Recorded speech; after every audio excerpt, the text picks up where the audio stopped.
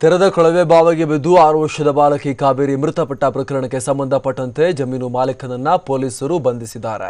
ಶಂಕರಪ್ಪ ಹಿಪ್ಪರ್ಗಿ ಪುತ್ರ ಮುತ್ತಣ್ಣ ಹಿಪ್ಪರ್ಗಿಯನ್ನ ಬಂಧಿಸಲಾಗಿದೆ. ಘಟನೆ ನಡೀತಾ ಇದ್ದಂತೆ ಶಂಕರಪ್ಪ ಹಿಪ್ಪರ್ಗಿ ವಿರುದ್ಧ ಪೊಲೀಸರು ಪ್ರಕರಣವನ್ನ ದಾಖಲು ಮಾಡಿಕೊಂಡಿದ್ರು. ಐಪಿಸಿ ಸೆಕ್ಷನ್ 304, 188 ಅಡಿಯಲ್ಲಿ ಕೇಸ್ ದಾಖಲಾಗಿತ್ತು. ಶಂಕರಪ್ಪನನ್ನ ವಶಕ್ಕೆ ಪಡೆದು ಪೊಲೀಸರು ವಿಚಾರಣೆ ನಡೆಸಿದ ಬಳಿಕ ಬಿಡುಗಡೆ ಮಾಡಿದ್ರು. ಪೊಲೀಸರ ತನಿಖೆ ವೇಳೆ ಜಮೀನು ಶಂಕರಪ್ಪ ಪುತ್ರ ಮುತ್ತಣ್ಣ ಹೆಸರಿನಲ್ಲಿದ್ದು ಗೊತ್ತಾಗಿದೆ. ಈ ಹಿನ್ನೆಲೆಯಲ್ಲಿ ಪೊಲೀಸರು ಈಗ ಬಾಗಲಕೋಟೆಯಲ್ಲಿ ಜಮೀನು ಮಾಲೀಕ ಮುತ್ತಣ್ಣನನ್ನ ಬಂಧಿಸಿದ್ದಾರೆ.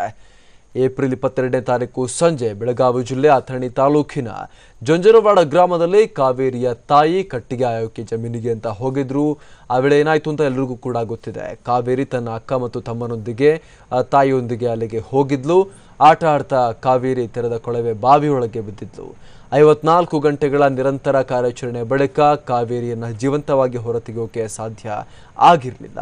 ಇದಾದ ಬಳಿಕ ಈಗ ಈ ಪ್ರಕರಣಕ್ಕೆ ಸಂಬಂಧಪಟ್ಟಂತೆ ಜಮೀನು ಮಾಲೀಕನನ್ನ ವಶಕ್ಕೆ ಪಡೆಯಲಾಗಿದೆ.